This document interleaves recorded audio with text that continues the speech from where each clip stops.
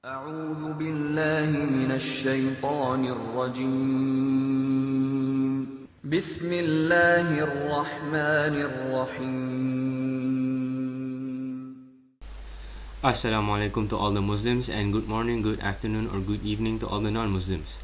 I'm just going to talk a bit about the Christian theology from what I understand today. I am not a scholar in this field. I do not know everything there is to know about this topic, or I'm not saying I'm an expert on it. No, I'm merely a student of it, hence the title of my video, Christians Correct Me If I'm Wrong. So I'm just gonna summarize it from what I understand, and I'll state my questions after that. So, God created man in his image, i.e. Adam and Eve, for them to happily live in paradise under one condition, which was that they will not eat a certain fruit, as you believe the fruit of knowledge of good and evil, if I'm not mistaken. And later on, as you and I believe, they ate it, after being tempted, as you believe, by Satan/serpent. And because of that, the serpent was cursed to crawl for the rest of eternity. No idea how it moved around before that.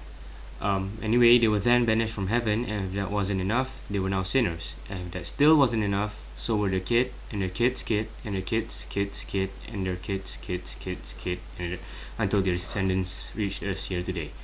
As a certain Christian put it, I kind of forgot his or her name, so no credit can be given here. We are not sinners because we sin, but we sin because we are born sinners. Right. Moving on, as you believe, sin is punishable by death, and as TheNarniaLampPost put it, as sin is all the same, hence all sin is punishable by death. I then asked Narnia, how about someone who spat a spitball at his classmate, or a child who refuses to eat his broccoli despite his or her mom asking him or her to? Will their sin then be on the same level as that of a murderer or a rapist, and would they receive the same sentence? I take it from his silence after that he wasn't going to refute what I just said. Anyway, saying this, God realized that since all humans were sinners, therefore all humans were to die. Not wanting that to happen, he sent his only begotten Son, who is also himself, for some reason, to live on earth and die for the forgiveness of mankind. A feat he could have done as God, saving his time of having to come to earth as a human in the first place. Anyway, as a Christian belief goes, he then does come down in the form of Jesus, who then preaches a to-do and a not-to-do list, which has been ignored by you Christians. And later, he dies for the sins of mankind before and after him, in return for their belief in him. Correct me if I'm wrong, Christians, but that is all that is required of your faith, isn't it? Of your salvation, belief/faith. As religionstolerance.org put it, a person's behavior does not determine whether they will eventually go to heaven or hell, only their beliefs. You can check out their website if you want to. I'll put the URL in the video description.